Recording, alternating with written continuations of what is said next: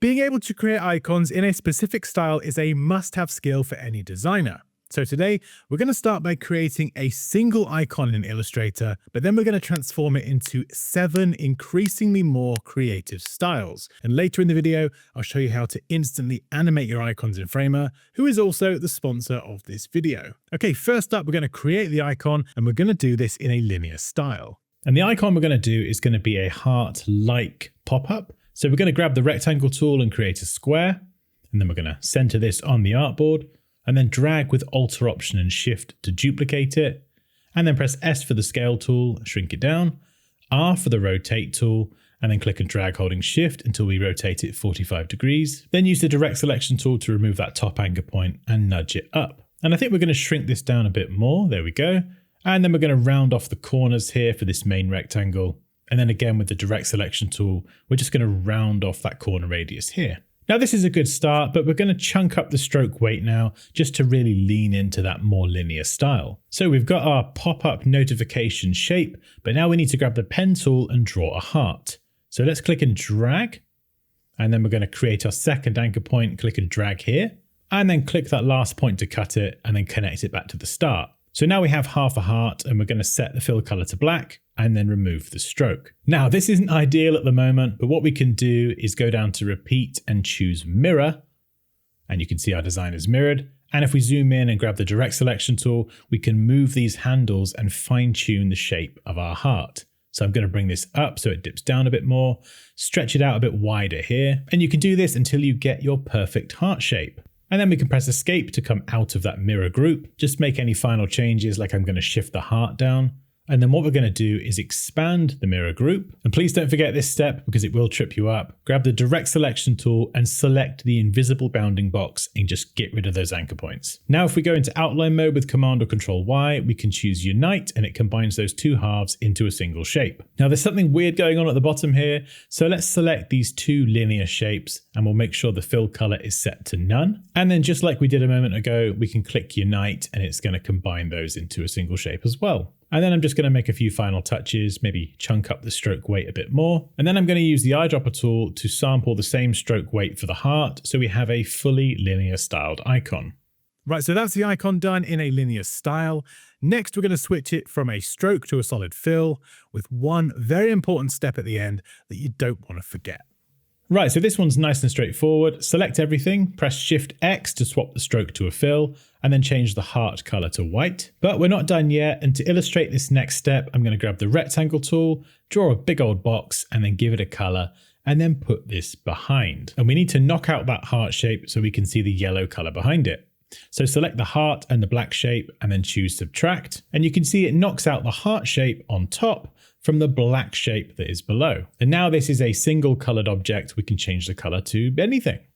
Now we're going to move on to a duotone style. And this is perfect if you essentially want to use more than one color. If you're, say, printing something in just one color, which does sound confusing, but it will make sense in a minute. Right, so we're starting with our linear icon again. We'll select everything, Shift X to swap it to a fill, and then we're going to pick a color. So let's just go and pick, I don't know, like a reddish color. There we go, lovely. And then what we're going to do is go to the swatches panel and we're going to create this as a new swatch. Now, if you're working on a print document, you can do this in CMYK or with a spot color. So let's just go and pick a color within the CMYK spectrum and just make sure that the global box is checked. Now for duotone, we could just pick another color. So let's just go for like a yellowy orange, or we could go for green or terrible cup of tea color, whatever you like. But if you're working with a one color print, open up the color panel. And now we can use a percentage tint of that global swatch. And you can see by adjusting the slider, we now have a lighter version of that color. However, if we do go and adjust the original color of that global swatch, it will update across any tints of that swatch as well. So if this were for print, this is still a one color print. The outer box is using 100% of that color, and the heart in this case was using 31% of that color. Okay, next up, the style that I can't actually find a name for. So if this does have an official name, please let me know in the comments. But otherwise, I'm going to keep calling this style Duoline. And I flippin' love this style. So let's select the heart. And what I'm going to do is reduce the stroke weight. Usually I will half this. Now with the thicker stroke selected, what we're going to do is add a path offset. And for this, I like to set the value to double the stroke weight. And then what I'm going to do is bring the stroke weight down. So we're going to go for 6 again so it matches the heart. And this style is great if you have more intricate details that you want to add in a lighter stroke weight. And we can even flip this round and have the thinner stroke on the inside. Now for the next one, we're going to use Framer to create and animate an icon from scratch. And this animation takes literally a couple of clicks. And you can even import your own custom icons from Illustrator directly into Framer. Flippin' magic. Right, so first up, we're going to create the icon just as we did in Illustrator. So we're going to grab the rectangle tool and create that square. And this time we'll do something different. We'll use the polygon tool and set the number of sides to 3. And then similarly, we can adjust the position, the size, and the rotation. And everything snaps in place, which helps line things up as well. Let's scale it down a bit, move it down, and then we can adjust the corner radius as well. So we'll do that for that triangle there. And then we'll do it for the other shape as well. Just round off that corner radius and then select everything and unite this together into one shape. Now we've got to remove the fill and we're going to go for that linear style again. So let's add a stroke and make it black. And here we can chunk up that stroke weight and then we can go and grab the path tool. And this behaves very similarly to Illustrator's pen tool. So we're going to try that same process. We're going to create the heart with just 2 anchor points. Now what I can do here is close this and complete the shape. And then if I select the top anchor point, I can hold down Alt or Option and drag this in. And you can see I can adjust these handles independently. Now, just like before, we can select these main handles and just fine tune the shape of our heart. So I'm going to grab the bottom one and we'll pull it out a little bit wider. So there we go, that's half. And I'm going to give this a color, set the opacity to 100%, and then drag with Alt or Option and Shift to duplicate, flip it horizontally, and then just line up the 2 halves. And to be honest, hearts are one of those shapes you can freely distort and you kind of get away with it. And then we're going to unite these to combine the shapes together. And if you need to, just zoom in and make sure everything lines up in the middle. And then with everything selected, we're going to press Command or Control and Return to add a frame. Now this icon has a frame, we can go to Effects, and I'm going to choose Hover and just simply adjust things that you want to change when someone hovers over the icon. So we'll adjust the scale here. We could rotate it just for fun. Why not? And then for the transition, we have spring and easing. These are great and they look fantastic, but you can customize them here if you want to. Click preview. And then when we hover, you can see the animation plays out. It's literally that simple. So let's go and get rid of that. And we're going to add another one. Let's try a loop. And to be honest, this icon is quite big. So this time let's drop the scale down. Make sure the rotation is 0. We'll choose mirror, so this will loop indefinitely. And if we press play, you can see it's that simple to create a looping animation. Now, this is a lot of fun, so I'm just going to muck around and put in a bunch of random values and just see what happens. Wow, okay, there we go. That is something. And I've got my link below if you'd like to try out Framer for free, or you can use the code Dansky to get a free month of Framer Pro. Right, this next one uses gradients, but this particular style, and to be honest, the ones that come after it, they are considerably more creative than anything we've done so far. So yeah, this isn't just going to be add a gradient to the icon. So we're going to start with that black fill again. We're going to knock out the heart just like we did before. Switch into outline mode with Command or Control Y, and we're going to grab the pen tool with P, and we're going to click here on the heart and connect it to the top. This will make sense in a moment. And effectively, I'm trying to create a curve that just flows from that corner of the heart and then connects to the top. So I'm going to click and drag holding Shift. And then for this particular design, I'm going to do one like this as well. And then we'll do one more for the bottom. And I'm effectively trying to connect the heart to the outer shape and define a bunch of sections. Now we can select everything, grab the shape builder tool, and then we can click and drag through the different sections to combine them into a single shape. So we're just going to click and drag through.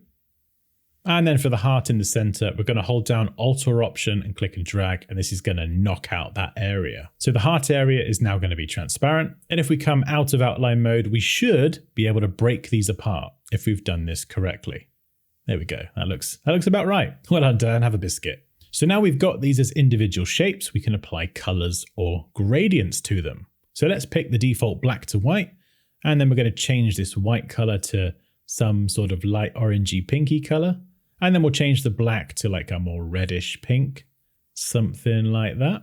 Maybe make a few tiny adjustments. And we'll tweak this one here as well, a little bit more pinky. And then just select all the other black shapes, press I for the eyedropper tool, and then copy that color. Now some of these work, some of them don't. So what we can do is select the segments, press G for the gradient tool, and then just click and drag in any direction and then adjust that gradient. And I'm adjusting the gradients so I can see where the individual segments are. Now we can select everything, we can go to recolor artwork and we can very quickly adjust the colors. And if you want to freely adjust these colors, unlink them and you can now move these around the color wheel. And this makes changing and experimenting with different colors so much faster than mucking around in the swatches panel or the gradients panel. And if like me, you cock it up, just press reset and you're good to go. Now this next one is going to be an isometric style, and we'll create an action too, so you'll be able to give any 2D object an isometric perspective in just one click. Right, if you've never used actions before, you'll like this one. We're going to open the actions panel and we're going to create a new folder. I'm just going to call this Dansky. There we go, can't type. And we'll create a new action. Let's just call this isometric. And then when I press record, it will start recording what I do. So I'm going to select the outer shape, go to Object, Scale, and then we're going to set this to non-uniform. Now the horizontal needs to be 100% and the vertical needs to be 86.602%, which just basically squishes everything down.